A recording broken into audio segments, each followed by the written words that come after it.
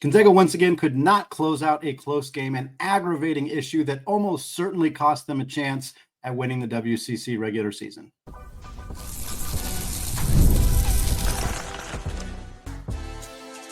You are Locked On Zags, your daily podcast on the Gonzaga Bulldogs. Part of the Locked On Podcast Network, your team every day. What is going on, y'all? Happy Monday and welcome into the Locked On Zags podcast, part of the Locked On Podcast Network, your team every day. I'm your host and longtime Gonzaga podcaster, Patton, here to bring you news and updates on all things Zag athletics. Today's episode of Locked On Zags is brought to you by FanDuel. Folks, Super Bowl 59, it's here, and there is no better way to make every play more exciting than with FanDuel Sportsbook. New customers can bet just $5, and if you win, you'll score $200 in bonus bets. Just download the app or head to FanDuel.com to get started. Well, folks, Gonzaga falls at SMC, loses in Moraga by 4, thanks to yet another late game collapse, an all too familiar story for this Gonzaga team this year. We're going to talk about what went wrong, particularly at the end of the game and in the first half. We're also going to talk about how the Zags got themselves back into this game, an inspired effort to start the second half, something we haven't seen much of this year from this team. We're going to close out the show on a more positive note. The Lady Zags continue rolling 9 straight wins for them. We're going to talk on Tuesday's episode a little bit more about kind of the overall picture for Gonzaga at this point, the NCAA Tournament picture, what they need to do to get a top 2 seed in the WCC tournament. We're going to kind of have a more overarching conversation about that on Tuesday's episode. For this episode, though, we're going to focus mostly on the actual results on Saturday night in Moraga. The Zags fall 62-58 was the final score. This team's inability to close out games has been immeasurably frustrating this year. To not be able to close out a couple of games a year is understandable. If you're in close games, 7 close games in a season, and you close out 3 of them, even 2 of them, and you lose 5 of them, that's insanely frustrating.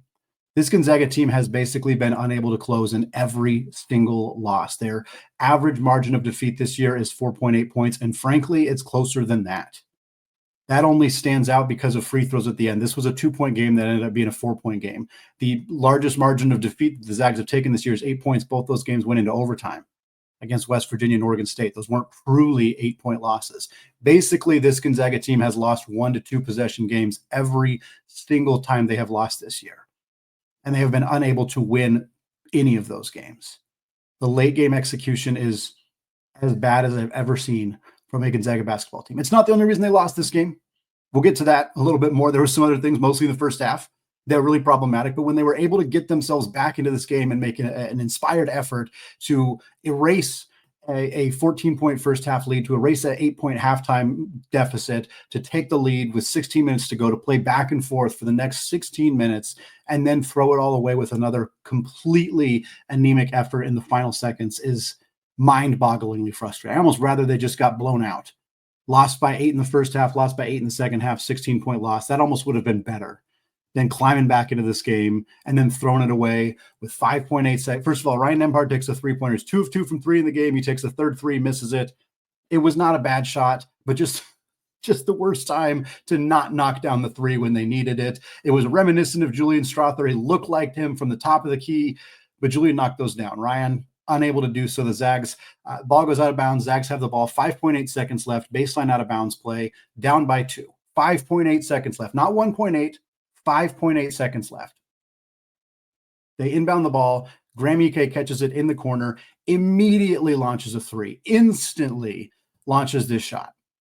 I don't understand why twice now, when you count the game against UCLA, that was Ryan Nembhard, not Graham Ike, but twice now the Zags have thrown up a shot with enough time on the clock that they didn't need to do that.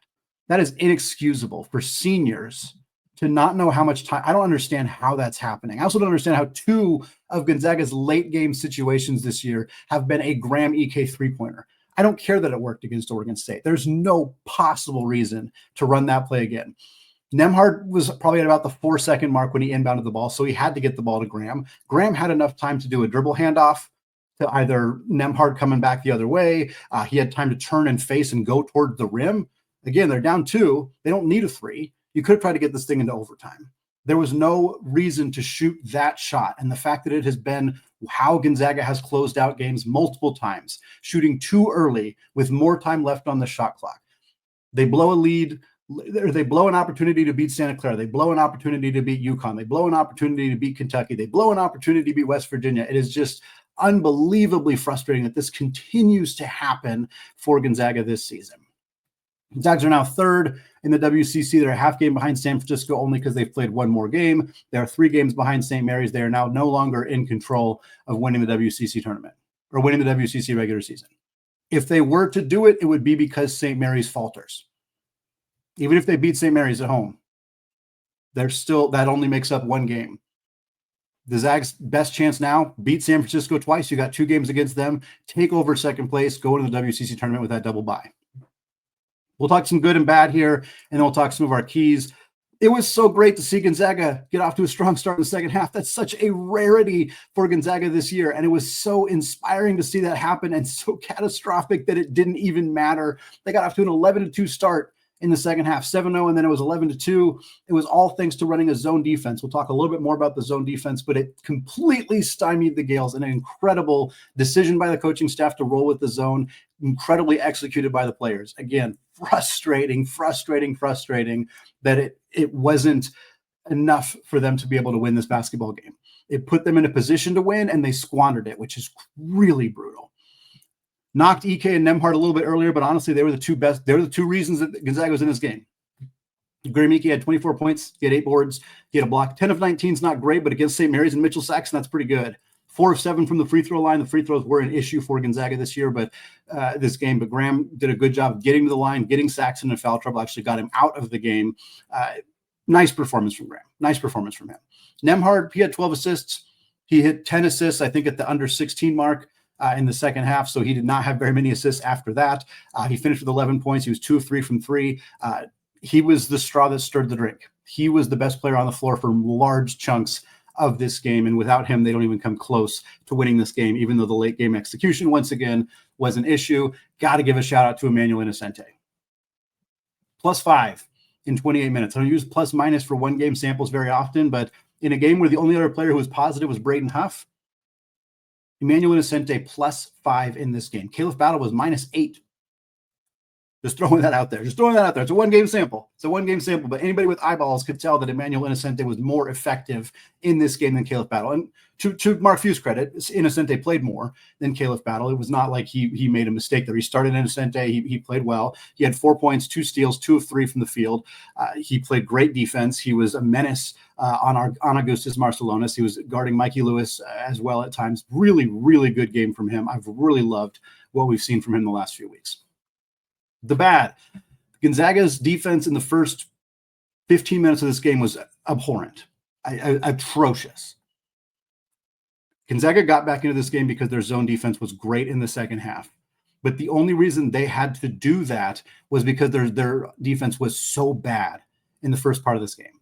St. Mary's started 5 of 6 from the field. They started 8 of 9 from the field. They were 4 of 4 to start from 3. Yes, 2 of them were banked threes. I don't know why that keeps happening against Gonzaga, but whatever. The problem was that Gonzaga continues to do, and I don't know if this is a discipline issue. I don't know if this is a coaching issue. I mean, at some level, it's a coaching issue, because even if it's a discipline issue, you gotta deal with that. You got to figure it out. But Gonzaga on dribble drives, they pinch on the dribble drives to try to help out, to try to send a double team to Marcelonis or whoever is driving, and they pinch on those and leave the three-point shooter open to rotate over and get an open look. And they do this every single time. I do not understand it. They do not need to do this. Their perimeter defenders are not good enough athletes and are not long enough to get back and give good contests on those threes. The amount of times that Marcelonis drives to the basket and Nolan Hickman or Caleb Battle or whomever pinches to try to get a steal or try to double team him, when Marcelonis can then very easily kick it out to Mikey Lewis or Jordan Ross or Luke Barrett or whoever on the perimeter, and they can knock down an open three. It happened time and time again, and it's happened in every other game this year. I do not understand why they continue to feel like that is the strategy they need to employ defensively. Again, if it is the players choosing to do that because they think they can get a steal or they think it's the right thing to do, that is a coaching issue. You need to correct that. If this is what Mark Few is telling them to do, it's an even bigger coaching issue because it's not working, and it is plain visible that it is not working. This is why the zone defense was so effective, that and the fact that St. Mary's has a really bad zone offense, which was kind of shocking to see. Regardless, Gonzaga's zone was more disciplined, more focused. They were limiting the dribble drives, and they were able to force St. Mary's to shoot over them instead of shooting open threes on late contests by defenders who were out of position. Gonzaga also shot 3 of 17 from 3. Offense wasn't really the problem. I know they only scored 58 points, but the issue in this game was primarily the opening defense and then the late game execution being poor. But 3 of 17 from 3 is not going to win you very many basketball games, especially if your defense isn't good. That was a huge problem. Ryan Nembhard was 2 of 3. The whole rest of the team was 1 of 14. 1 of 14. Braden Huff went 1 of 3. He knocked his first one down. It was a good shot. Honestly, the other two weren't terrible shots either. It was kind of one of the things we talked about coming into the game was potentially using Braden Huff to pull Mitchell Saxon away from the rim. When he knocked down that first 3, we thought, okay, good. That's what we wanted to see them do. It didn't work after that.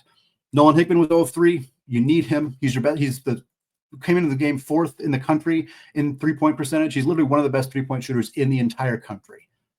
0 of 3 in this game. Brutal to not have him show up. EK Battle, Greg, all 0 of 2. No reason for EK to be taking that either of the threes that he took in this game. Just a brutal showing from the Zags. Also 7 of 13 from the free throw line. St. Mary's couldn't buy a free throw in the first half. It was a very I think they were like 5 of 15 in the first half from the free throw line. It was very strange, but the Zags were not able to get it done. EK 4 of 7, Nembhard 1 of 4. That was brutal for Nembhard to go 1 of 4 from the line. And then Ben Gregg 2 of 2. Nice to see him get those, but just a inability to convert at the line, inability to convert from 3, and the defense in the first half. For the Zags to still be in a position to win this game and then still blow it was just excruciating to watch. Well, we're going to spend more time on Gonzaga's zone defense. We're going to spend more time on some other key factors that we laid out coming into this game, all coming up here in just a second. But first, folks, Super Bowl 59 is here. It is less than a week away. 1 game, 2 teams, endless possibilities, and there's no better way to make every play more exciting than with FanDuel Sportsbook. Whether it's predicting the first touchdown, calling the MVP, or even betting on the coin toss, FanDuel makes it easy to get in on all the action. With live betting all game long, you can adjust your bets as the game unfolds and feel the thrill from kickoff to the final whistle. The live betting feature lets you stay involved no matter what happens on the field, and the app is super easy to navigate. Plus, knowing that you can place a $5 bet and win $200 in bonus bets at the Super Bowl, that is icing on the cake. Chiefs are right now 1.5-point favorites at FanDuel. Plus, they have plus 130 odds on Travis Kelce scoring a touchdown. I think it's going to happen. I might be putting a parlay on those two things. If you were in agreement with me, or even if you're not, download the app, head to FanDuel.com to get started. You can bet $5, and if you win, you'll score $200 in bonus bets. That's FanDuel.com. Bet with FanDuel, an official partner of Super Bowl 59. All right, folks, segment 2, still Andy Patton, still Locked On Zags podcast, and we're still getting through another loss for the Gonzaga Bulldogs this season, their 7th loss on the year. I believe I've said this on the podcast before, and I think I have the numbers correct, but I'm pretty sure in the first 4 years that I podcasted about Gonzaga, the first 4 years of my career as a Gonzaga podcaster at Score Zags Score prior to starting at Locked On, the Zags, I think, lost 8 games. They've lost 7 this year. It has been a trying time in Mark Few's tenure. This era has been fun. Ryan Nembhard is so fun. I think Graham Ike can be very fun at times, but it has been a frustrating era of Gonzaga basketball. And Saturday was a perfect encapsulation of why in so many different ways. We're going to talk about our 5 keys that we laid out before the game, including kind of how those things played out in Moraga. Key number 1 was to stay disciplined on defense. We kind of already talked about this, but no, they didn't. That was the problem. They didn't in the first half, at least. In the first half, they kept pinching on those dribble drives. And what I mean by that is, like, if Luke Barrett's out on the perimeter, Nolan Hickman's in man defense, and Ryan Nembhard's guarding Marcelonis gets a screen, starts driving towards the hoop. Hickman, even if Nembhard is still in front of him, and this is what I didn't understand. If Nembhard lost Marcelonis, or he was still trying to fight through the screen, and he had a wide open drive, and Hickman steps over, gets in front of him, and prevents him from driving, and then Marcelonis kicks it out, that's still not great. You're still leaving an open 3-point shooter, but you would rather do that than let Marcelonis get a free ride to the basket, or force Graham Ike or whatever big to rotate over and likely commit a foul in that situation. But that's not what was happening. What was happening is Marcelonis is coming off that screen, and almost immediately as he starts to drive towards the basket, even if Nembhard has already fought through the screen, or if it's Innocente, Innocente guarded him a lot in the first half. Innocente fights through the screen, and maybe Marcelonis got a half step on him. He's got his body, kind of turned towards the rim, but Innocente is getting back into position, is clearly going to be able to cut him off before getting to the rim. In some cases, Marcelonis is already looking to start to make that bounce pass to Saxon, who's rolling to the rim, and Hickman, I'll keep using Hickman as the example, pinches over and tries to either double team Marcelonis, tries to strip the ball from him, just tries to help Nembhard or Innocente on defense. Marcelonis picks up his dribble, feels that Hickman's coming, turns. At this point, he has a wide open three-point shooter because nobody else is on that side of the floor, kicks it out to Lewis or Ross or Barrett or whoever it is. At that point, Hickman is now basically at the start of the key on the side, and has to turn around and get all the way out to the wing. And at 6'3", even though Hickman is quick, he's not a bad athlete, his ability to get out to the perimeter and put his hand up and defend a three-point shot, it's just not there. He's not long enough to be able to get out and contest that shot. So you're getting open looks from three. How many times did Hickman or Nembhard or whoever have a hand in a face after the shot was already released and watched it go in? I mean, it happened time and time again. That's poor discipline on defense. That's exactly what we're talking about. It's not just reaching in and committing stupid fouls. There was a little bit of that, although frankly not too bad. It's not staying with your defensive assignment. It's thinking that you can make a turnover happen or get a steal, or thinking that your defender needs help. It's a lack of communication. You need to be able to communicate, I'm good, or something, or talk about it in the huddle, talk about it in the timeout, like some way to communicate that this continued effort to try to. And again, if this is what Mark Few wants them to do, and he's just banking on them not making enough threes, he's got a mountain of evidence this season that that's not the case. It has happened every single game. And he talked about it after the Santa Clara game. He said, our defenders look like they're on skates. This is why they look like they're on skates, because they're pinching in on these drives instead of just letting the defenders stick with them. Innocente is elite at fighting through screens. If you're going to play him 30 minutes a night, and you're going to play him specifically to guard players like Marcelonis or Mo Odom, or and insert whatever good guard in the conference in the rest of the games, you got to trust him to do it. And if you're going to trust him to do it, that means you're not pinching on those drives and leaving three-point shooters open. They have to prevent this. Gonzaga's move to his zone defense went really well. It went really well, not just because St. Mary's seemingly has never run a zone offense in their entire life, which was very surprising to me as somebody who is used to watching Gonzaga completely flub up their zone offense. So it's kind of nice to see another team do it as well. But the reason it was better was because Gonzaga was disciplined in their zone defense. They weren't running out of position. They were a little late on some shooters. That happens in a zone defense sometimes, but it didn't hurt them. What hurt them in the zone defense is the same thing that hurts any team in a zone defense, which is struggling to rebound. That's just kind of something you give up a little bit when you run a zone defense. It was still well worth it for Gonzaga. Their press was disciplined. They were trapping Marcelonis or Mikey Lewis when they get over half court. The press was great. The zone defense was great. The man-to-man defense, atrocious. And it dug them in a hole that they could never quite get themselves out of. Key number 2 for Gonzaga in this game was to get to the rim and to get to the free throw line. Didn't work very well. Did not work very well. Zags were 0-3 from the free throw line in the first half. 3 free throw attempts in the entire first half. They did go 7 of 10 from the free throw line in the second half. We mentioned Graham Ike, 4 of 7 from the line. Mitchell Saxon fouled out of this game. That was a big key for us. Can you get Saxon in foul trouble? Can you force him to have to sit late in this game? Check. And we just got to give a tip of the hat to Henry Wessels, the backup center, who blocked Graham Ike at the rim late in this game. Would have been an opportunity to win. It wasn't a bad move by Graham. He actually got to his left. He got a look at the rim. Wessels just blocked it. The rest of the late game execution for Gonzaga was quite bad. That was a good play by St. Mary's. That's what cost them. It was really unfortunate that happened. But the Zags did what they needed to do in terms of getting Saxon on the bench in foul trouble. Marcelonis sat for large chunks of this game in foul trouble, and when he did, St. Mary's was significantly worse. They kind of had to bring Marcelonis back in early with the foul trouble. So the Zags were able to do some of the things we wanted to see them do here, but they weren't very good at getting to the rim. Ike was, because that's what he does. I mean, the Zags had a 34-18 advantage in points in the paint. That's mostly from Graham Ike. Caleb Battle, we talked about him being a huge factor for this game. I think that the Stephen Carr posted this on social media before the game too, of like, the Zags win if you get the good version of Caleb Battle. The good version of Caleb Battle is not the one that scores 2 points on 1 of 5 shooting. It's not the one. That's not the one. He wasn't there. He didn't show up in this game. Huge, huge problem for Gonzaga. They were not able to get the dribble drives. They were not able to get into the lane. They were not able to draw contact on shot attempts and get to the free throw line. They needed to do it more. They weren't able to do it. Huge problem for the Zags in this one. Key number 3 was to keep the Gales off the offensive glass. Honestly, this went okay. St. Mary's had 3 offensive rebounds at halftime.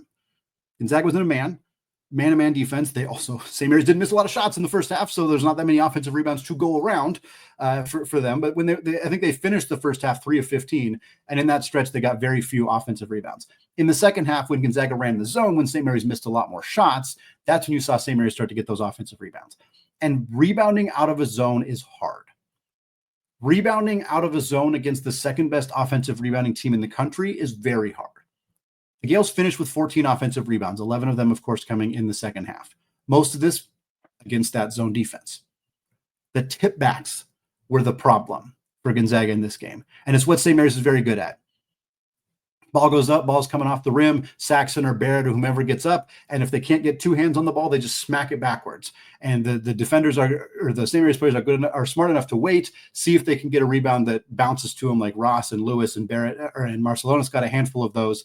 And it's excruciating to watch. It's so frustrating to give up offensive rebounds that way. It was kind of something that Gonzaga was trading off, knowing that they were going to play the zone defense, but it was still frustrating to see it happen as often as it did in this game. There was a possession with about 6 minutes left. There was a killer for Gonzaga where Luke Barrett got 2 straight offensive rebounds. The second one, he got an easy tip back for points. That gave them the lead in a back and forth affair. It was just deflating to watch St. Mary's get 2 straight offensive rebounds on that same possession. Barrett led the Gales with 5 of those offensive boards.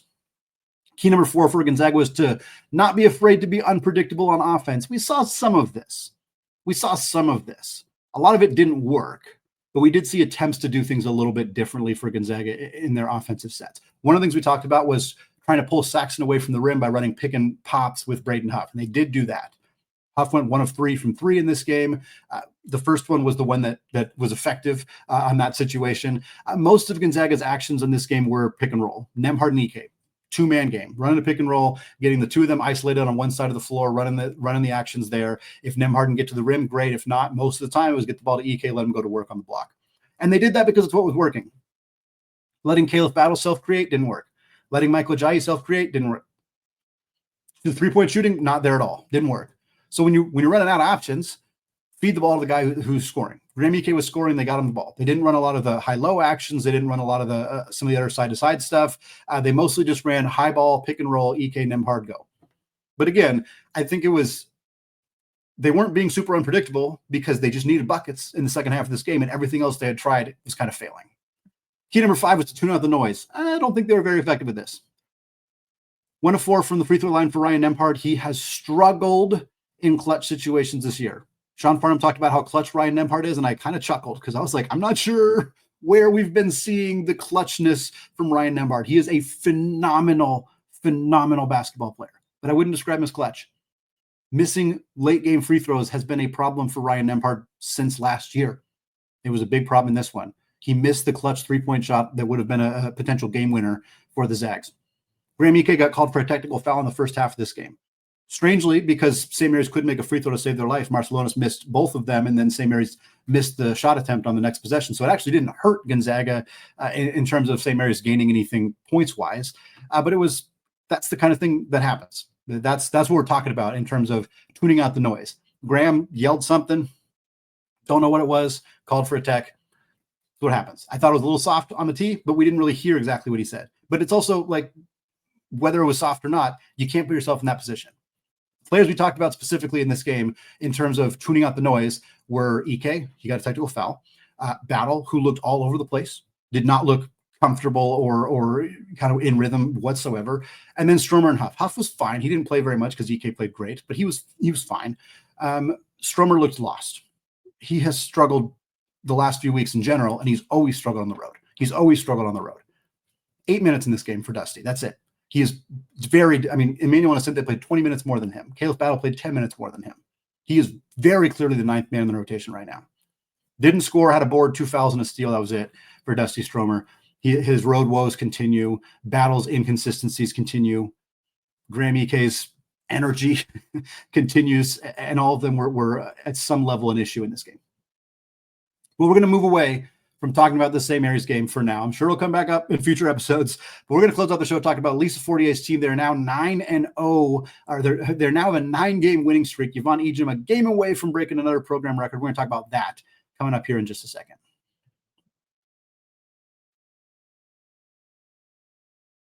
All right, folks, closing out the show, moving away from Gonzaga's loss to St. Mary's in Moraga on Saturday to talk about the women's basketball team that went 2-0 last week. They have now won 9 straight games. They're 10-2 in the WCC. They're in sole possession of first place in the conference.